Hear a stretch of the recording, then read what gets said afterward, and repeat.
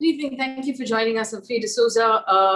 Thank you for joining us as part of this conversation. Now, every day we put out our news at 9 o'clock and we bring you a discussion with the best experts possible on topics that are of national importance. Now, today we're discussing the Central Vista project, and there is a reason why we've decided to bring this topic up. It has been part of a lot of conversation. There's also a plea before the Delhi High Court right now. Last week, 76 scholars, artists, writers, museum professionals put the,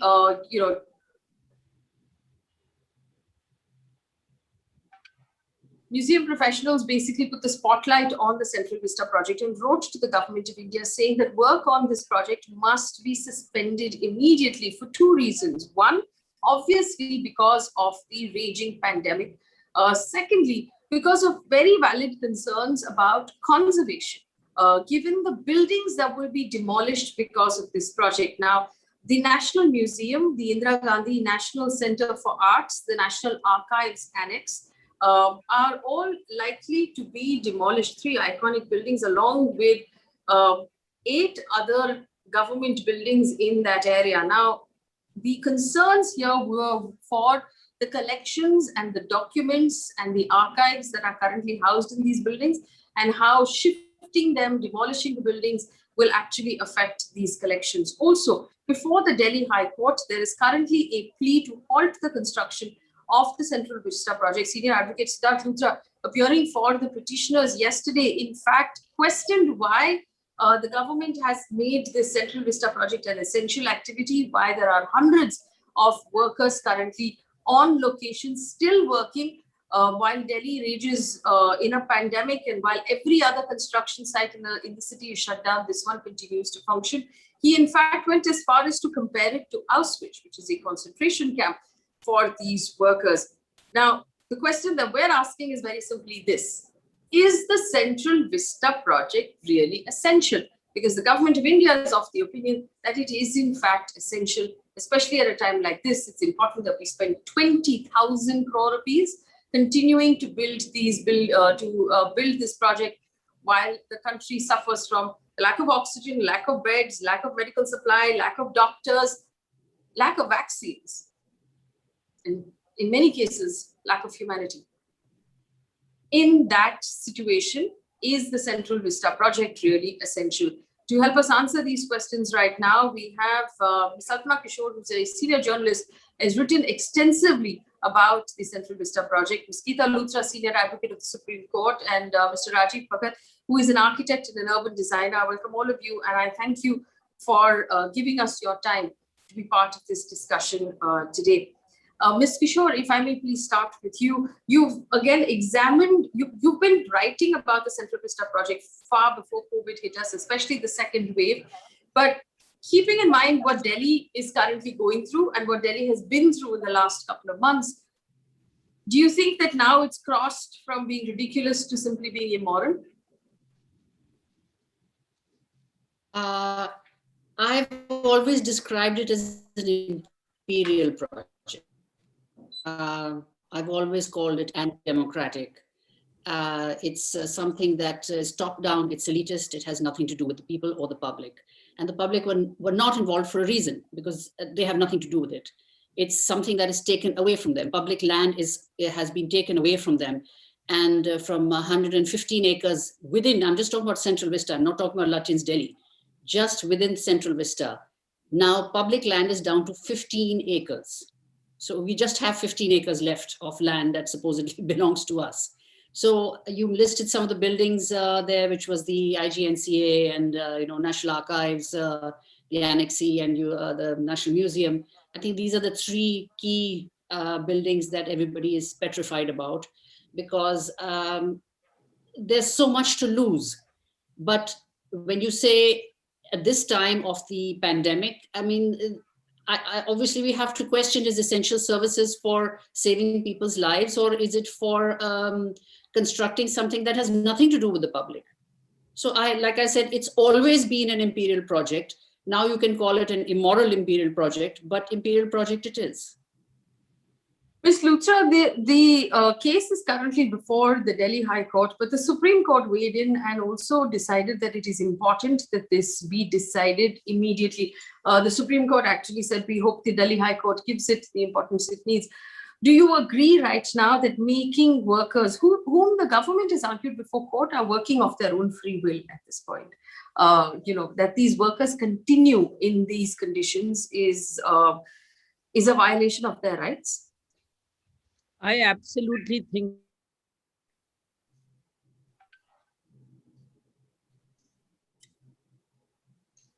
Ms. Luthra?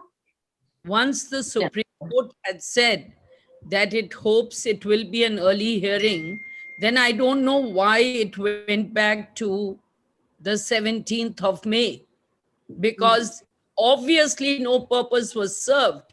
That whole effort of the Supreme Court saying, please hear it expeditiously, didn't seem to have helped, because the early hearing then went on to come again on 17th of May. So this is one. Secondly, if a person has a human right and a right to life, then I can't be saying he is voluntarily committing suicide or his life is voluntarily being taken away. The state has a duty. It does not depend on voluntariness. How many people would be ready to sign a death warrant because they don't know what it entails and what freedom entails? And does the state not have to look after this?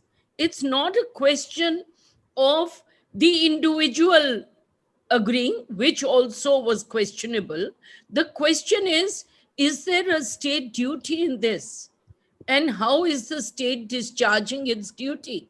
And what is so earth-shattering about this project that it cannot wait and has to be run, going roughshod over everything which a democracy should stand for? And I hope people internationally are not looking at this, because we would feel extremely embarrassed by what's happening in this and the construction that is going on, when at the same time you are saying that there is a right to life and that construction activity should stop. Then no one can argue that that all the workers have been airlifted into this place, they've been given accommodation in this place, and they've suddenly come in this cocoon, and there is no services which are reaching them. And these are part of the aspects which were faulty, I believe faulty, even though the matter is sub judice, but which seem to have been pointed out by Mr. Luthra in the court, which seem to, not be logical in the affidavit of the government or of the construction, Shapoorji. So both aspects, that these workers are there, they are cocooned there, they are completely safe, and they've appeared there without any vehicles, any aspect. They are living there, and therefore, it was, according to me, the state has... Ms. Luthra, the fact that the government has submitted before the court that they're not exactly constructing the Parliament building right now, but they're constructing toilets and walkways. In what world is this currently the most important thing that needs to be done in Delhi? By what logic does, can the government argue that building walkways under Rajpath is the most important thing that needs to be done at a time when Delhi has suffered from lack of governance more than anything else? So I for one, anyway, this is not a legal answer, but I for one would have used that money, kept the project 3 years later and used it on vaccines. But that's not a legal argument. The legal argument can only be that everyone has a right to life. And just because a worker may be giving his consent cannot make the state less complicit in taking away a very valuable right, which is the most basic of human rights. So let me ask you the legal question then to explain to our audience. Obviously, when the government categorizes something as an essential service, it comes under the essential services. Could you explain to us what criteria is required to be met for something to be classified as an essential service? So essential services are basically those services that are immediately, urgently of such an amplitude or such importance that they become essential and notified as such. In this particular case, I can't see any element of essential service in this. For example, from time to time, medical services, when there's a strike, there is that this is an essential service, you can't strike, or police services, or some such. So Ms. Luthra, you're effectively telling us that if the workers currently engaged in the Central Vista project decided not to come to work for whatever reason, they would be in violation of the Essential Services Act. No, I am saying no, that, but assuming that the government has categorized this as an essential service, doesn't that bring all of these workers now under that act? If it's an essential service, yes. So what they are trying to take shelter is that it's an essential service. But the question is, if it's an essential service, then it should stand that test, which is a very rigid test. And I don't think that by any stretch of imagination, you can call construction activity of this. I can see you're making a hospital overnight. You may say it's an essential service. It is also construction activity. You making it overnight for COVID or for reasons where there's an emergency. You can understand that. But this can't be an essential service. And there, even the earlier judgment of the Supreme Court, one may just feel that the government could also look at the minority view.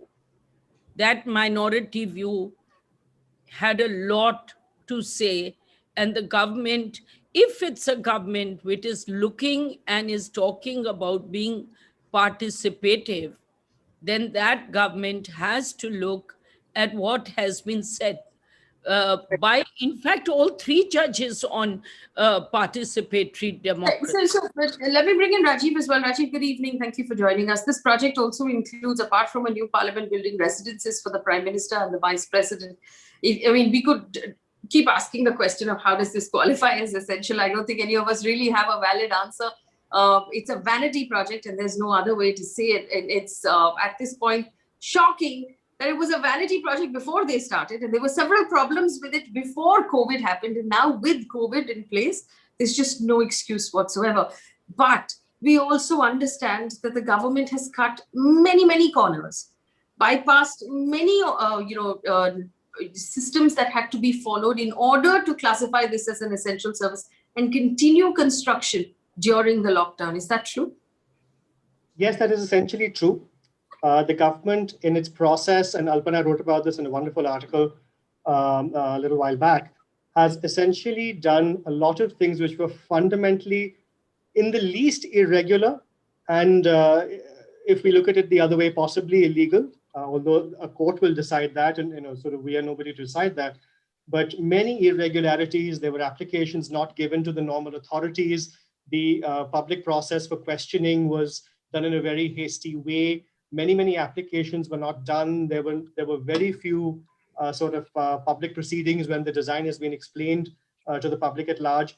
And all of these were presented in court. It was actually presented that there were public hearings and so on and so forth. So yes, procedurally, many corners have been cut in general. And if I could just also add to your previous question of the immediacy of construction services, there is the issue of consent, which is absolutely correct. Of course, the workers may give consent and we have to think about that. But there is also this issue of, in these times, something called a super spreader event. When we have so many construction workers working in one place, we cannot believe that they are working in isolation. There are construction materials, even if it's for a toilet, even if it is for sort of upgradation of a street, concrete and steel and glass and all of these materials have to get to site, which means there is continuous contact in large numbers of people. And if we were worried about large religious gatherings, if we were worried about large political gatherings, we should be worried about very large construction workers standing in one place. This is a potential super spreader event, and we need to understand that.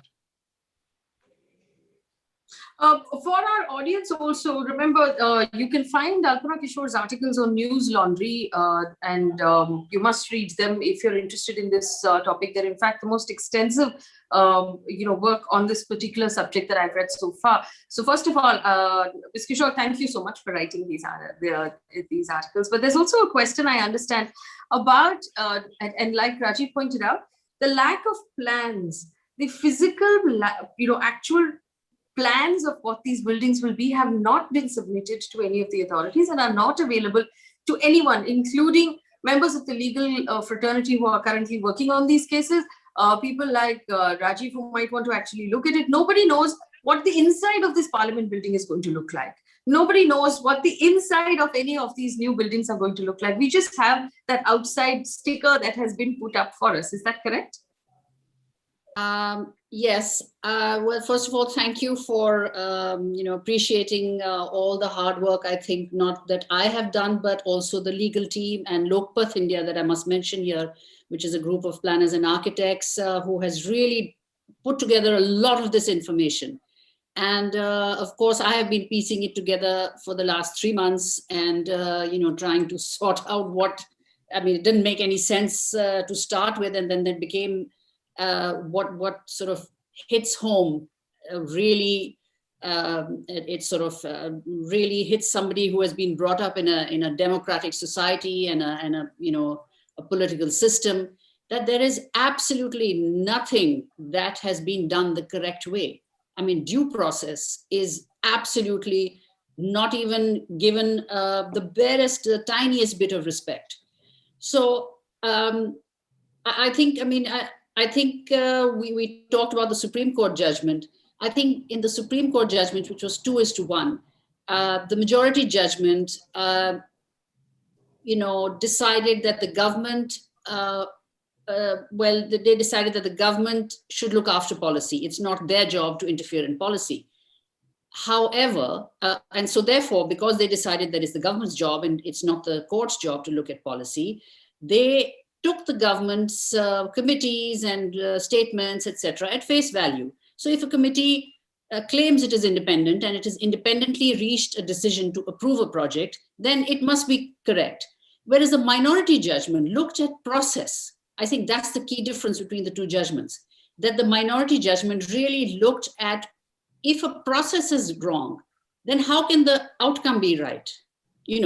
So if you have done something incorrectly and you have not done it the way it should have been done, or the law has not been followed in the way it should have been followed, you have not applied to the right, through the right channels or whatever. I mean, there's a due process. Then the outcome is not good and is not correct. And so it quashed all of the land use change, for instance. So just to give you one massive part of the minority judgment, if the minority judgment had been a majority judgment, this land use change from public to government would have been quashed. So you can't proceed if your land use change is not government. You cannot build a government office on it. So I think we have to look at things like equity here. I mean, if you or I want to go build a house, we want to we have to approach the municipal authorities. Well, the Central Vista didn't approach them. They just jumped over them. So can you imagine that if you are living in say, South Delhi, you have to go to your particular MCD. If you're in Mumbai, you go to the BMC, or if you're in Patna, you go to the Patna Municipal Authority. In this case, the Central Vista has not been to any municipal authority. So nobody has checked any bylaws. Can you imagine? I mean, you're building there is no plan available in the public domain. So if I want to see what is the FAR of this building, how big has he made it, How many floors? I don't even know how many floors they're going to be. Yes, I've seen a sort of an infographic which has been released by the architectural firm that is, won this contract. But no architect has seen exactly how this building is going to emerge. When it emerges, its illegalities will be so huge. And at that point in time, then you just change the law to accommodate those illegalities. So at the moment, the technical drawings are not out in the public domain. It's very difficult for anyone to say, what is it going to look like? Nobody knows. And Ms. Kishore, that actually then brings us to a point of the government can't even argue that the current parliament building is inadequate, which is why we're building this new one, if we don't know what the new one is going to have, simply in terms of how many people you can seat, how many offices you will have, how many cups of chai you can make. We need to know what this is going to look like. You see, they have been very good with the interiors. So you'll see these lavish pictures of marbled halls and beautiful plump seating. And, you're always told that the seating in the parliament we currently have, the only parliament we have had all these years, is terrible. And, there's no office space and so on. But, there's a parliament annexee next door. There's enough space for chambers. There's enough space for, it's huge. It was built, I'm not sure exactly when it was built, but, maybe 20 years or 25 years ago, I'm not sure. And there's enough space for everybody, should you wish to do that. If you really want to do something, of course you can do it. You can retrofit Parliament. And Rajiv Bhagat is here. I'm sure he can tell you 20 ways in which to retrofit it and, what to do with it. You have to understand what heritage and conservation are about. You have to understand the historical importance of Parliament. This is a building that has seen us through every single policy decision since independence. We have become a republic from this building.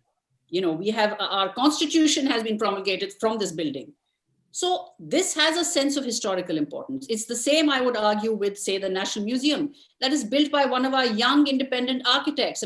At that time, Nehru went and got hold of these young guys and said, Rajiv would actually, I should ask him about this because he's written about this, that he said that, go and build these buildings. It's so easy to get a British architect and say, okay, guys, So then we have no argument. The counter argument from the government, and since we couldn't get anyone from government on this panel, so let me offer the counter argument, because I've read through also what they've been arguing in High Court against Sidharth Luthra, is this, that you just have an agenda against this government and it's popping up in the form of PILs. You should have withdrawn when we told you that we've housed these workers on the land and they're not moving in and out, and so there's actually no this thing, but you're not, because obviously this is an agenda of some sort. And let me take this a step further, if Nehru could have in his time called young architects and said, build amazing buildings so Delhi looks great, why is it our current Prime Minister cannot do the same, which is call an architect and say, redo the face of this? He can do the same. Why does he have to do it on top of the buildings that are already built? He can absolutely do the same. Why doesn't he decentralize and take this power outwards from Delhi? Why shouldn't other parts of the country have power? Why should all the power be concentrated in Delhi in that same 3 kilometers of space? Of course he can get young architects, and I would love it if he would choose a place like, say, Ballabgarh or Fatehpur or something like that, or somewhere in UP or Punjab or Haryana or somewhere, or go west, go south, build a new mini capital there, transfer half your ministers over there. Of course, do it. Of course, get young architects and build infrastructure. Why not? Why does it have to be on top of that? I don't understand this concept at all, that to build something of unique and great value, which obviously they think they are doing, why does it have to be after breaking or demolishing something that is already there and has proved its value for years? Ms. Luthra, the legal question I have here is this: based on the way our constitution and our system is designed, can the government at this point make unilateral decisions about this project? And they seem bull-headed, pig-headed about this project. Nothing can distract them from this project, including the immense death and destruction that our capital city actually went through. Is there no way for the citizens to have any say in how those 20,000 crore rupees are going to be used? You yourself said, I'd use it to buy vaccines. This is our money. I mean, we forget that this is my money. I paid taxes at the end of March. That is my money. Why do I not have a say in how this money is going to be used? So first, there are many tiers to the legal issue. So one is the right to life, which is a fundamental right, part and parcel of our basic structure, which was the first argument put with regard to Central Vista, and which is the new argument once again put when in this time, when the spike is highest, when the pandemic is so bad, why the state is not thinking about even a single worker. The state's duty is towards every single man. And therefore to say, I made them sign a death warrant does not mean anything. So this is the most grand norm of it. Then you come to a second level, which is the DDA Act. And the law envisages that if there are minor alterations, DDA can do it, minor changes. And if they are major, then you have to have, say, a master plan amendment. You have to have objections heard from people. People have a right to make objections. And then this is documented that there were some 1,190 odd objections, or no, rather 1,200 odd objections. And they dispose of everything in 1.5 or 2 days at a time when you are virtually in lockdown, at a time when you can't hear anybody, and sort of say every objection is the same. But as you may have 10 lawyers for 10 different petitioners arguing a point. One lawyer may have a novel argument. Just because there are 10 objections which are similar does not mean that you will not hear those 10 people.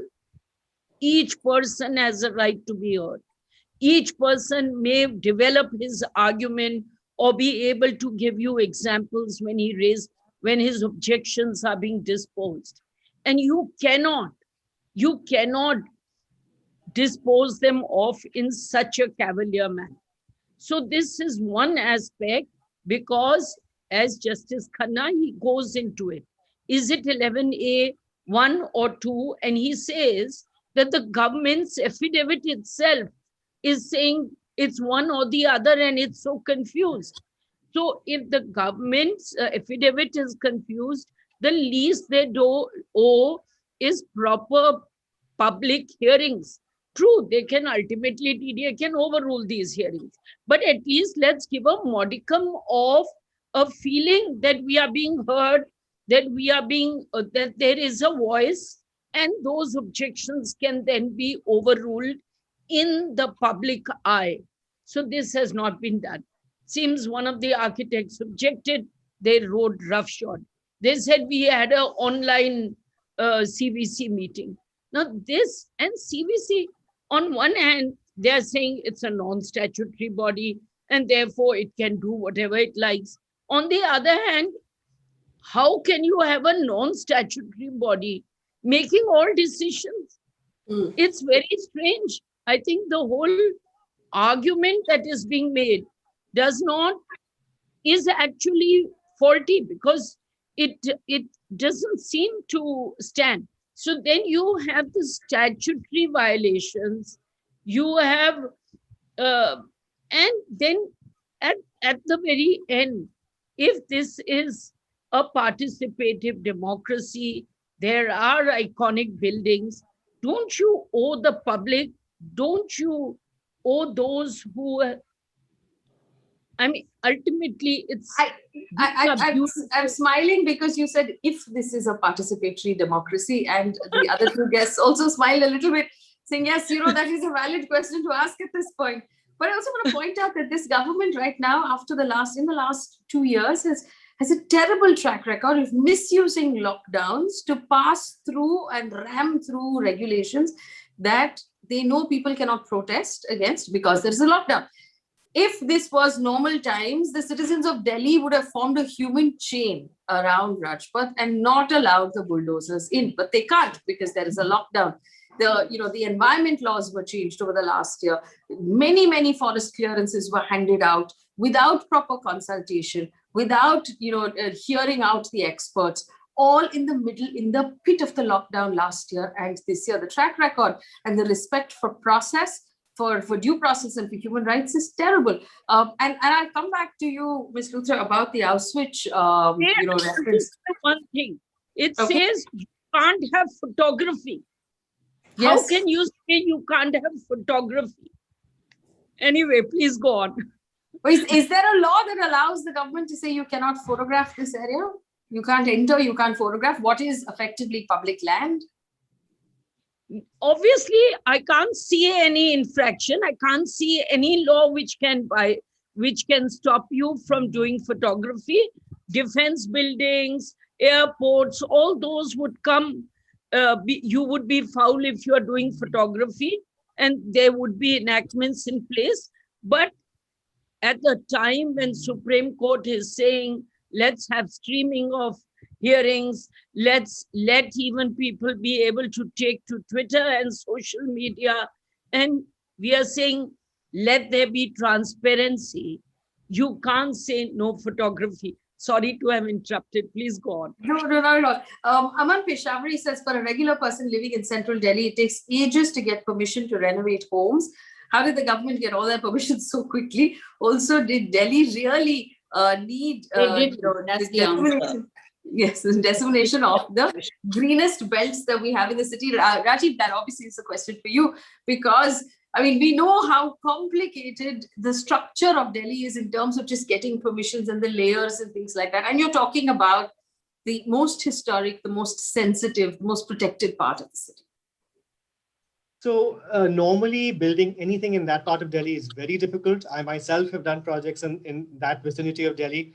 The first thing you would do is actually send a set of drawings to the NDMC, which is the governing authority in that area.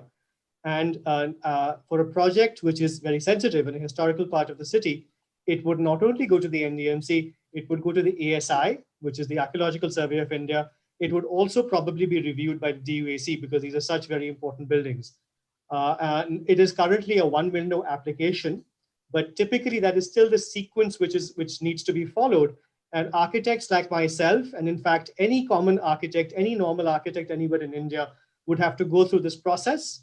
I can tell you from experience that we would have to take extra precautions and work extra hard to make sure that our drawings and our designs were appropriate, because this is a part of the city, it is a part of the country which is highly visible. Everything here is very deeply scrutinized. And the simple thing the government has done here is that there have been no drawings submitted to the NDMC in the first place. So the first and most fundamental step which any other architect would have to take has simply not been taken. There has been no application process.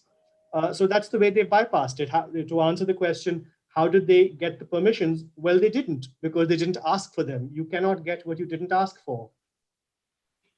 Also, just to help our audience understand this, is there any other city in the world where historic buildings are demolished and new ones are built in order to make more space? Anywhere else in the world where something like this has happened? In no democratic, logical country has this been done that I know of. In fact, there are very strong regulatory systems in place that existing parliaments, no matter how uncomfortable they are for the parliamentarians, cannot be touched. They can indeed be modified to a certain extent. And I don't know if the viewers are aware, but for example, the English parliament is approximately 800 years old. It is certainly older than the Indian parliament. And it is certainly more uncomfortable. We can watch on international television the right wing and the left wing having debates in their tight and cramped spaces over there, but they make do because that is their parliament. You don't mess with your parliament. That's your history. That is your country. That is a national symbol. This is not something which is done casually. Things like this have been done during the Cultural Revolution in China and other such examples where they've sort of demolished buildings willy-nilly and built over them. And it tells us the process of thinking, the way we are thinking about these projects and what kind of governments and countries have used it. I remember hearing a guide in Prague tell us that when Prague split from USSR, they had these ugly, blocky communist buildings that ruined their skyline. And there was a proposal to demolish these buildings. And they unanimously decided that this is part of our history. It doesn't matter if it's ugly. You cannot erase a portion of your history. You have to keep it. You can't pretend it never happened. Right. Absolutely right. Similar decisions were taken in Germany that they wanted to retain buildings which reminded them of the terrible period of World War II and the Holocaust, and those buildings are still there. There are many, many comfortable and uncomfortable truths and uncomfortable histories. You cannot wipe them away. You cannot demolish them away. This is one particular means of rewriting history. And even in that case, even if that were the case, this is a misappropriation of that, because all of the buildings which are being demolished are actually buildings of independent India. They are not British colonial buildings. The district may have been planned and built pre-independence, but all of the buildings they're demolishing are not. They are indeed Indian buildings built by Indian architects, and more importantly, built by Indian Indian construction workers, and they have worked for independent India. So we're simply wiping out post-independent Indian buildings, which are important from historical perspective for reasons which are entirely unclear. I mean, I still haven't fully understood if we'll still be able to go to the lawns around India Gate for ice cream, at night, at winter time. Is that something that's going to be taken away from the citizens of Delhi? I don't know what that plan looks like and what that will leave. What patch of grass will it leave for us? So that's a very interesting and complicated question. So when we look at urban design, we look at it from 2 points of view. Is the space public from an access point of view? In other words, are people barred from entering? And the first part is, it seems likely, it seems that there is some common sense which will be applied after the buildings are built, because this is, as already indicated by the construction process, probably going to be a high security zone. So from that perspective, there are more likely going to be far more rules which will be applied to the citizens of India, and whether ice cream eating or not is one of them, I'm not entirely clear. The other part is a slightly more nuanced and complicated way to understand things, because it is a question of how we understand public space. And public space is often linked to the function which is adjacent to it. So if you build a public space which has lots of offices around it and lots of shops around it, it is likely that people will go there to shop or to work. That's real common sense. Now, when you build a space like we are building here, which has got government offices on both sides, common sense tells us that it will be filled with people who work in government offices, correct? And if that is the case, whether it is deemed public technically or not, it is functionally not public, simply because the vast majority of people who will be there will be government officiaries. So it is not public, or probably not going to be public both ways. I think if you go to have ice cream, at night or whatever, what is going to be terribly sort of dark and foreboding is this sense of being in a canyon. Because right now, every building down both sides of Rajpath is below the tree line. I mean, and it's set so far back that even if it's above the tree line, you can't see it if you're on Rajpath. So when you're cycling down Rajpath, or you're hanging around, or you're having ice cream, when you look up, you can see the sky and you can see the trees. That's all you can see. You can't really see any buildings. You may see faintly something behind, or here or there, but the buildings have been built to a particular height, which is around 26 meters, to ensure that when you are on Rajpath, you can't see them. But these buildings are going to be 39 meters, which is as high as India Gate, give or take a meter. So can you imagine, till now, India Gate has reigned supreme. It's a monument of sacrifice. It's got the names of our soldiers on it. That has been given that honor and respect of being the sole, the massive sort of monument to sacrifice around for miles. So that's all you can see. That's why we protect the skyline. We don't put skyscrapers, we don't put buildings, we leave that free to be able to see it in its glory, the way it should be seen. Now what you're going to see is canyons on both sides, because these buildings will be as tall as India Gate. So that's your view gone. That's your sense of freedom, your sense of being, a citizen owning the city. You don't own the city anymore. I think that's what it's going to be.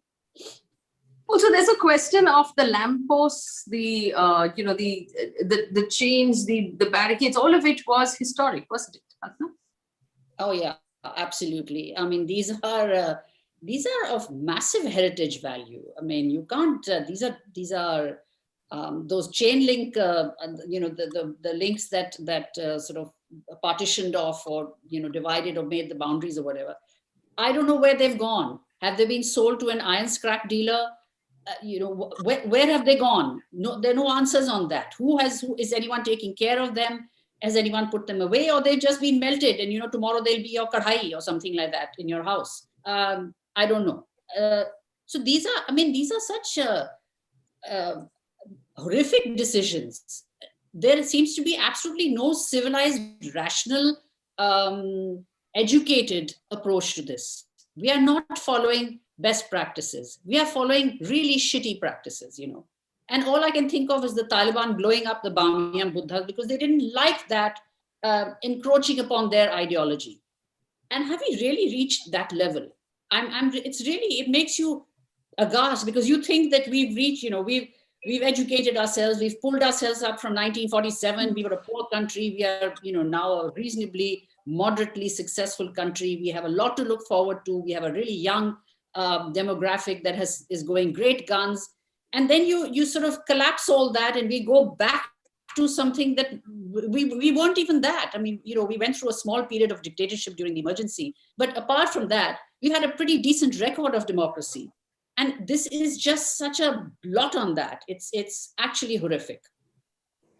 Very well said by Apna Kishore, that just because you can do off India Gate doesn't mean you should, because it stands there as a symbol of something.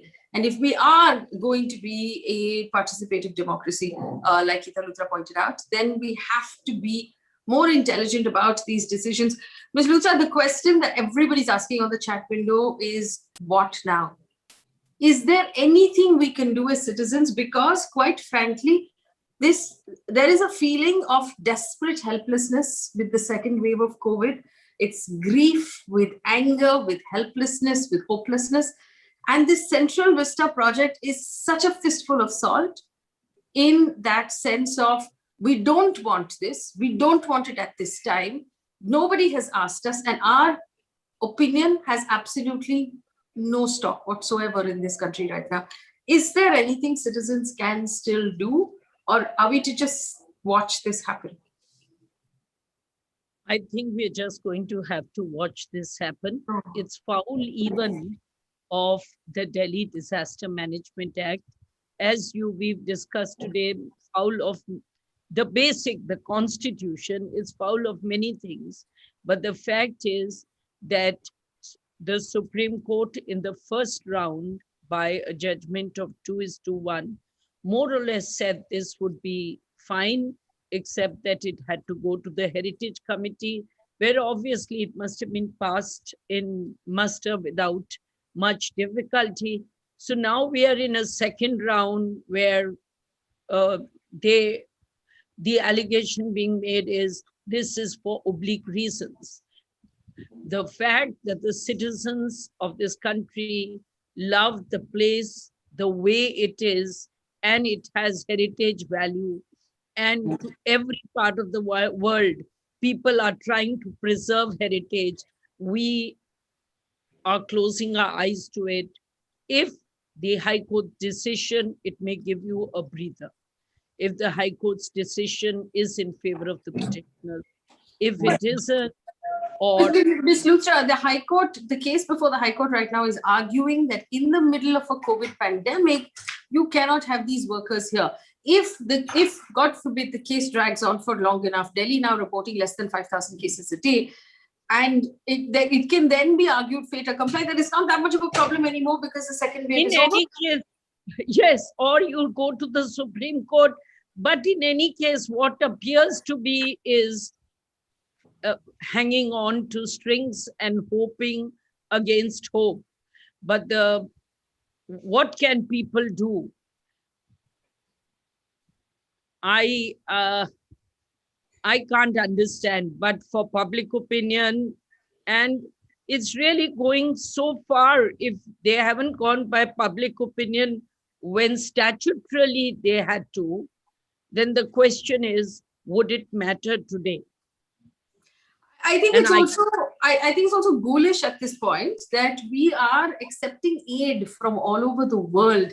People are sending us oxygen cylinders and concentrators, and we are blowing 20,000 crore rupees on a vanity project at the same time.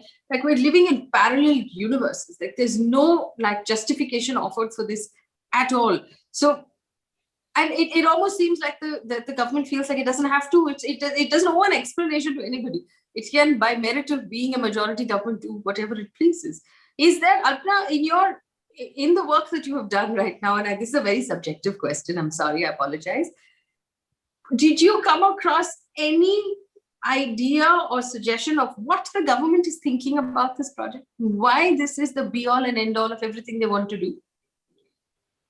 I mean, I think that question is sort of almost moot now, because obviously it's obsessed with the question of legacy, whatever, you know. I mean, it doesn't matter. You get people who oppose, who are sort of pro Central Vista, who say that, you know, the Prime Minister is going to, you know, it's not for him. He's going to go away in, you know, a couple of years, and he's not going to live in this house forever, and so on and so on.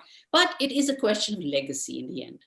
That if these giant buildings are put up, whether he exists or he doesn't exist, whether he lives a natural life, and, you know, 100 years later, somebody says, who built this? And they say, well, you know, Modi built this. So that is the question. But I don't think that's important. I think the previous question you asked, how do you counter this? I think you counter it with outrage. You know, your outrage should not back down. Your outrage must persist. And you have to, you know, I think if you just, even if it's built, and if it's, you know, work carries on and you see it rising up and you see it finally built, your outrage should persist. It should be a blot, and it should be categorized as such. And there are many young people today who are on social media and who, you know, who work best in the digital world.